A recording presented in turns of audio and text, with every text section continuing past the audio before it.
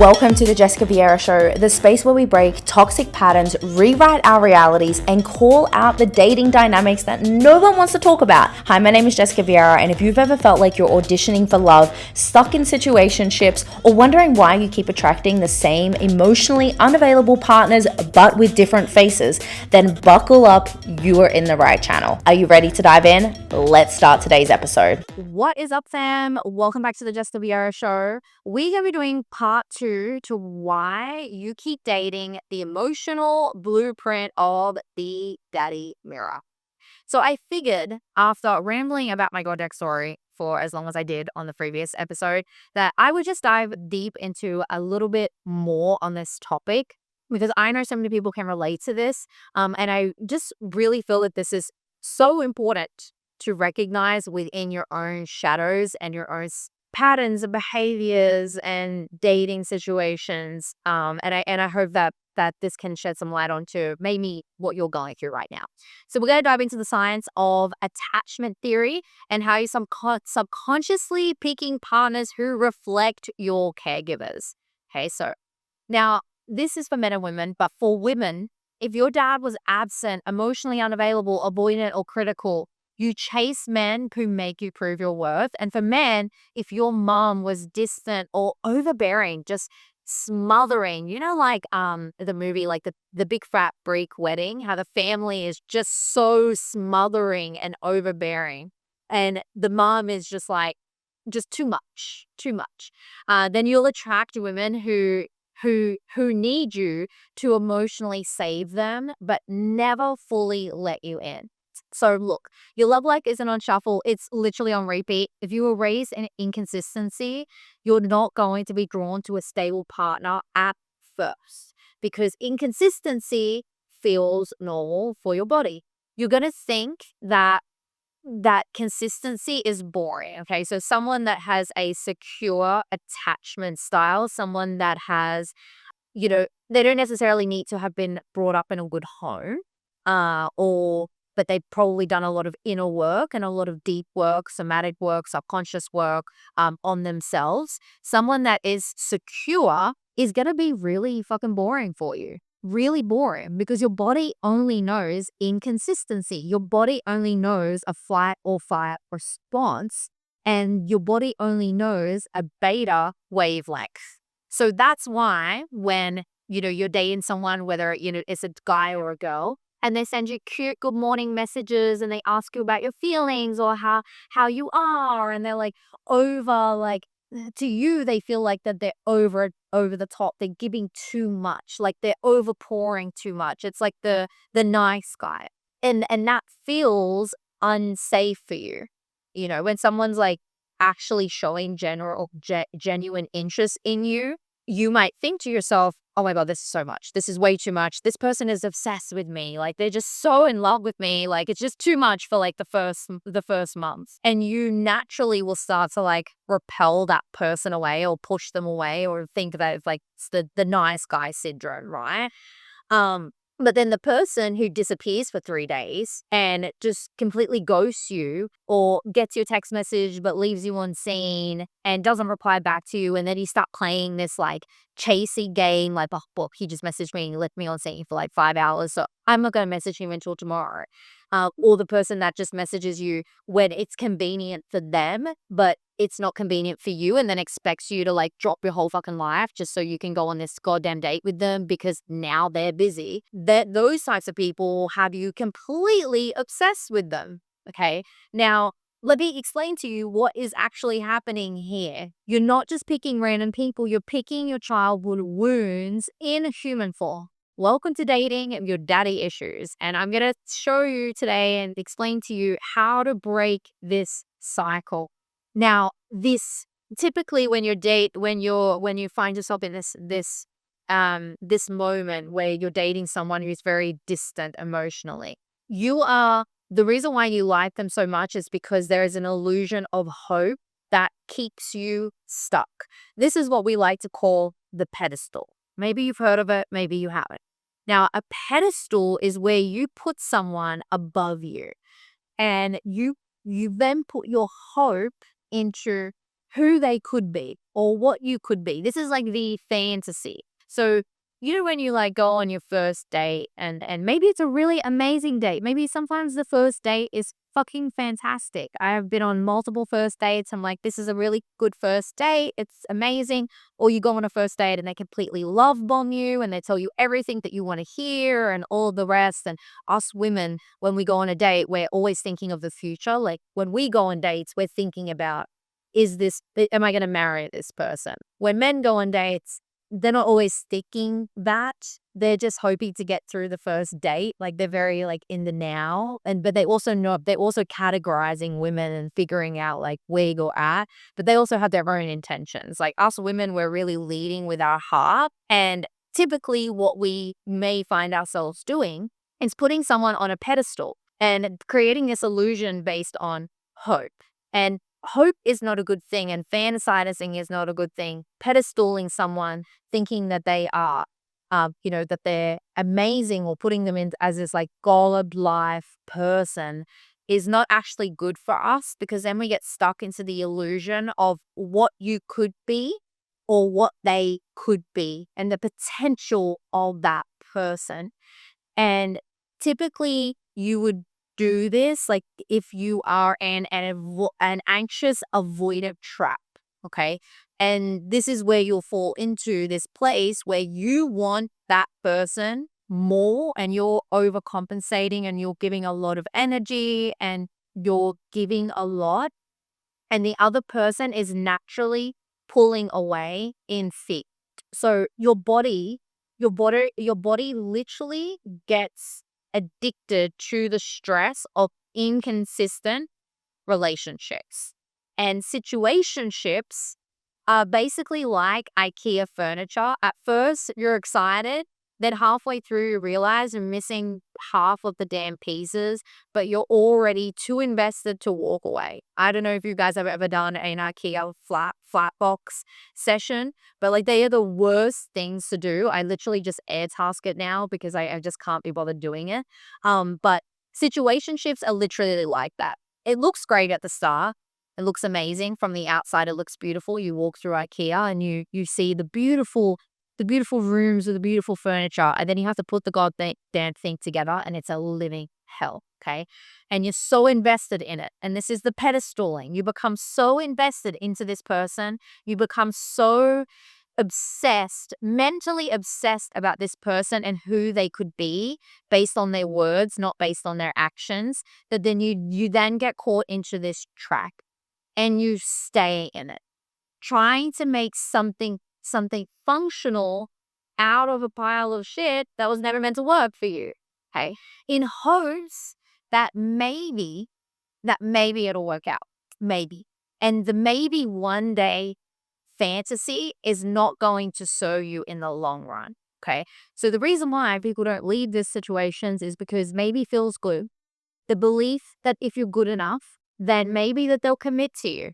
You chase the dopamine roller coaster of highs and lows because inconsistency is what you've only ever known your whole life. So that like, oh, maybe they like me, maybe they don't. Like the up and down, up and down. Even people get addicted to arguments and fighting and yelling and screaming because maybe they grew up in a home where they were exposed to a lot of arguing, and that's what their central nervous system and their body only knows. So then that feels safe for them in a relationship. So anything that is not yelling and screaming and arguing, that doesn't feel safe for them. That feels boring. It feels so boring because your body is only used to like one particular sensation, and your body is holding on to the past. So if you're constantly questioning where you stand, then you already have your answer. If someone wanted to be with you, you wouldn't have to decode their messages like you had to work for the FBI. Okay, they would be so straightforward and they would tell you. And most of the time, just so you all know, and I have been guilty of doing this, I have dated people where they have said, I'm not interested or I'm not ready. But then because I fantasized about that person, because I thought that they were the fucking shit, I thought that they were the best in the world because I was letting my mind run the show, I stayed in these dating situationships based on hope or the potential of what it could be because I was either love bombed or I just wasn't listening to what they were actually saying to me. And instead, I was creating my own narrative. I was creating my own story. And because of my anxious attachment style, I would become addicted, and maybe you see this pattern happening in your own life. Like I actually became addicted to like wanting to change myself or like thinking that I need to change in order to have that person say, "Well, I would be in a relationship with you." So I always felt like I wasn't good enough. It was always me. I'm the problem. I'm the problem. And I will blame myself and I would then judge myself and I would fall into guilt thinking that, oh, it was me. Maybe I'm not good enough. No, it's not that I'm not fucking good enough. I'm just not listening and I'm not paying attention to the signs. So I want to walk you through like, how do you know when it's the right time to finally end it? And when should you walk away? How do we actually have that discernment without emotion? And how do we look at things and how do we zone out from like a situation and look at things and say, okay, well, is this actually serving me or is it not? Where are my own triggers showing up? Where are my own shadows showing up in this encounter that I'm in right now, whether it is whether you're dating, whether you're in a relationship, long-term relationship or whatever, like when do you know when the right time is to walk away? Typically, you'll know when you're lowering your standards just to keep them around. Okay. When you're settling for inconsistency. So, like for me, for example, and I don't know why, well, as I'm reporting this today, there's like just this situation that just keeps showing in my brain. Like, this must be the situation that I'm supposed to talk about today.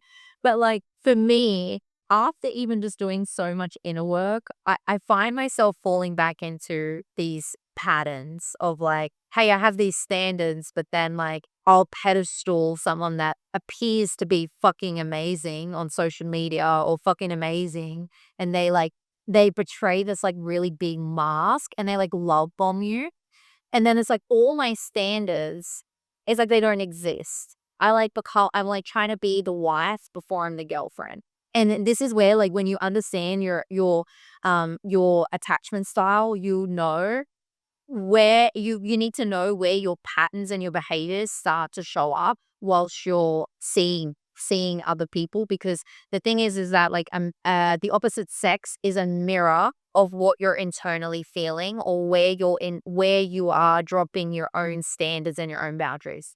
So like for example, for me, my number one standard for myself is constant communication. I truly believe that communication is what builds healthy relationships and it's what builds a foundation of all relationships. And it's something that I really, really a huge boundary for me is like consistent communication. Consistent. Not flakiness, not ghosting, not I'm busy. Like we're all fucking busy. I run a multiple 7-figure business. I know what fucking busy feels like when you just have a lot on your plate.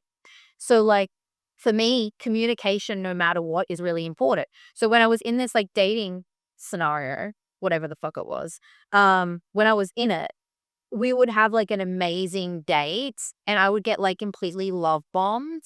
Like all these beautiful, nice words and all these things and all the rest. And then like I just wouldn't hear from him for like make for 3 to 5 days, like nothing. Even though I had communicated, communication is my big thing. But during this time with this person, I put him so much on a pedestal because he was a men's coach.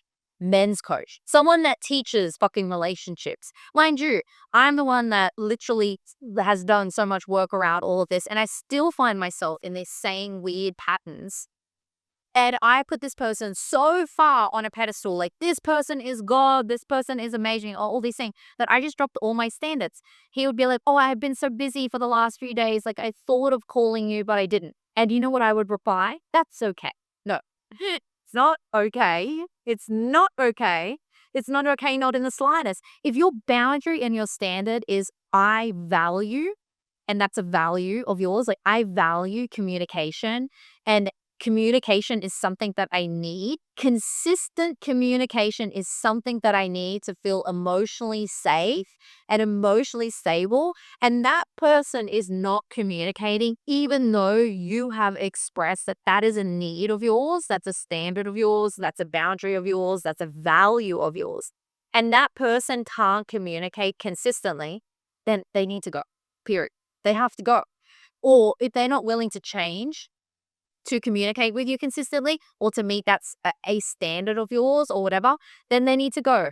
And not all standards are good, but you do need to know what your boundaries are and what your own standards are for yourself. And if you start to lower your standards to keep them around, that's when it becomes a problem. And that's exactly what I did. So another thing is when their inconsistency is making you question your worth. Okay. Now, this kind of ties into what I was just talking about before. Now, it's so crazy how people's inconsistency, and when you look at like your relationship with your caregivers, this is where it all comes from, guys. In case you don't know, now you know. Their inconsistency is what makes you chase for that validation. It's what makes you chase for that attention. It's what makes you chase to feel worthy, because the chase for consistency is what you believe subconsciously and unconsciously and on a somatic level from programming and conditioning and your past. You believe that you have to chase and earn worthiness. Okay. Now there's so many people out there that truly believe that you have to earn worth. And ironically, this person that I was talking about that I was dating, he actually had this belief that worthiness is earned. And I don't know why the fuck I was even continuing to even see this guy or talk to him after that. You don't earn worthiness. You are worthiness. You are whole. You are worthy. Like, nothing can take away your worth. What changes your perception and your beliefs around your worthiness is your personal encounters. So like, if someone is inconsistently you, that's because that's what you believe you are worthy of having. That's what you believe you're worthy of having. So then you manifest inconsistency. You manifest the opposite sex being inconsistent, not texting you back, not calling you, not communicating, not being consistent in dating or taking you out, and all these things. You will manifest that. Okay. Now the next one is when you're emotionally exhausted but still waiting for them to choose you. Now this is exhausting in itself. Like, imagine 3-6 months go down the track, you're still in a situationship, and you're just waiting that if you do this, then maybe they will choose you. If you become this, then maybe they will choose you. If you're like this, then maybe they will choose you. And then suddenly you realize that you don't even know who the hell that you are anymore. You've lost your personality, you've lost your power, you've lost your spark, you've lost your flair. And it's because you're changing who you are in order to become the right person for the other person, when in actual fact, that's just not meant to be. Like, just walk away. Like, you shouldn't have to change who you are in order to be chosen. It's not that difficult. So the second you start making excuses like, oh, she's just not used to real love, right? This is where you have to stop. Okay.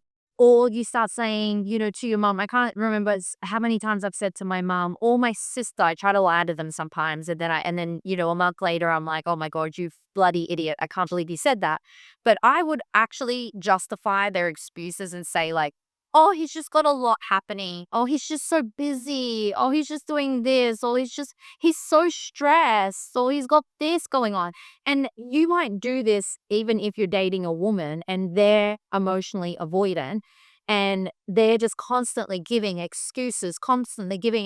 And then you're validating their excuses. You're dropping your boundaries. You're dropping your standards and you're validating their excuses like it's okay.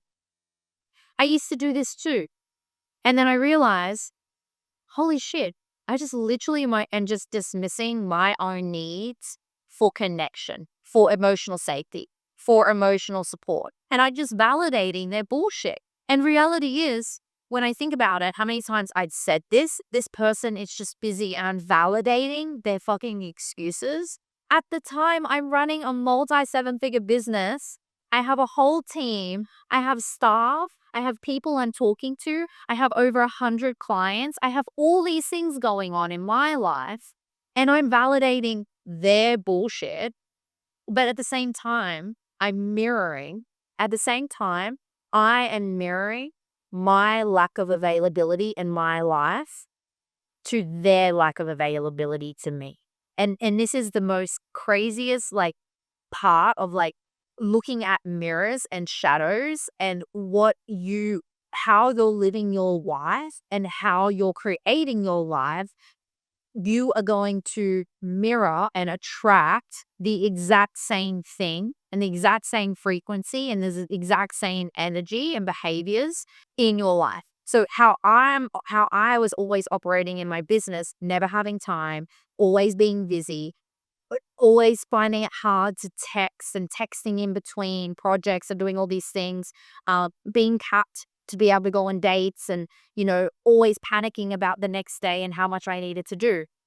I was also just manifesting and attracting men that were avoidant and emotionally unavailable for me because I wasn't even emotionally available for myself in my own life. I didn't even have the space. I didn't even have the time. I was constantly busy. And even if I went on a date, by the end of the day and I'm driving home, I'm not even present. I'm just thinking to myself, fuck, what have I got to do in the morning? I've got to be up at like 2 a.m. or 3 a.m. because I've got client calls in the US and I've got this going on. I've got this going on. And sometimes I would even find myself on dates thinking about work and what I needed to do and how much I needed to get done and the conversations that I need to have. So you'll find yourself in situationships because you're mirroring a part of your life and the things that you're doing in your life, you're manifesting that exact same thing in the opposite sex. You literally are. It just looks different, but then you're like, and that's why you validate their bullshit. You validate their bullshit. You validate their excuses because you're actually not being honest with yourself in your own life. You're not changing yourself. And it always comes back to like, you're the problem. That's it. You're always a problem and you are always the solution. And you get a choice to be in that situation or to walk away from that situation. So before we wrap up this episode, let's go through the post situationship or the post breakup blower. I want to leave you with some juicy, juicy gold nuggets and things that you can do to energetically disconnect yourself from a situation that is not serving you. Okay. So, step number one, you're going to block, delete, and resist the urge to send one last paragraph. Okay. Anything that you have to say after, you know, ending it in whatever circumstances does not need to be said. It doesn't need to be said. You don't need to become vindictive. You don't need to start gaslighting. You don't need to start sending I miss you messages or all these things. You don't need to over explain yourself. You don't need to make sure that this person knows exactly how you think of them. None of that fucking matters. None of it matters. You need to create space and you need to end it. For example, this one person that I was talking to you about, he thought that we were friends after the situation and he just called me. He started talking to me more when we were like friends. And he called me and starts telling me, rambling all about his life. And I'm like, why are we having this conversation? I'm still hurt. I'm still feeling what I'm feeling. And he thought we were friends. And I was like, no, we cannot talk. We cannot talk. We are not talking. And we've never spoken since then. And thank God we have it. Step two, okay, you're going to remind yourself a healthy relationship won't make you. Okay. Stop feeling like you're auditioning for one. Okay. So you need to do your own inner work. You need to do your own deep work and you need to focus on creating a healthy relationship. And you need to work on your own self and your own standards and your own boundaries so that you can attract a healthy relationship. You need to know when to walk away from one. Step number three, go ground yourself. Okay. The best thing that you can do to energetically disconnect yourself from a certain person is to ground yourself.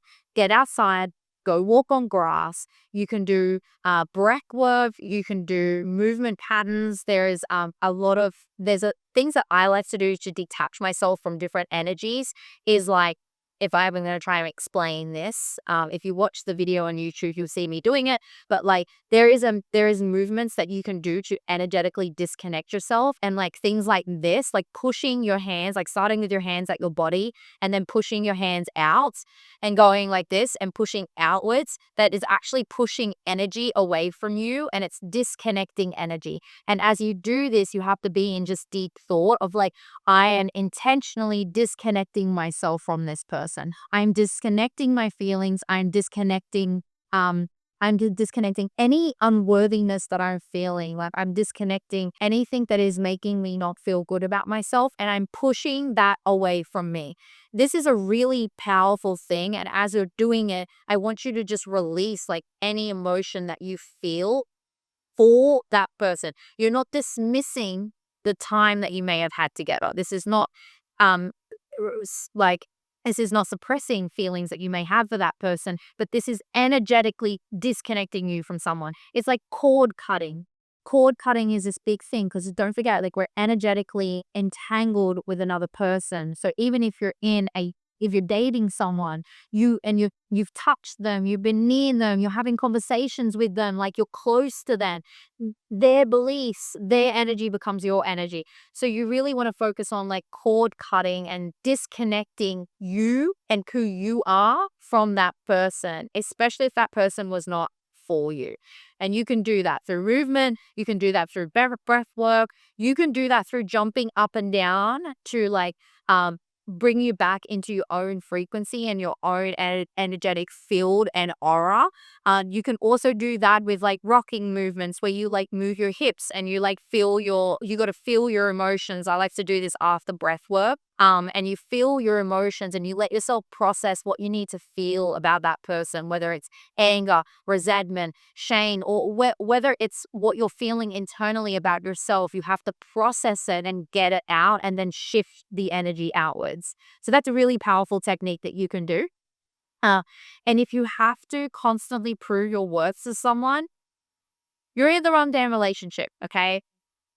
I promise peace is sexier than anxiety. And if you've only ever known anxiety and you've only ever known chaotic life and inconsistency, then that's what feels normal for you. And the real peace is when you can move yourself out of that state and realize that like that inconsistency and that chaos is not healthy. It's not going to create healthy relationships.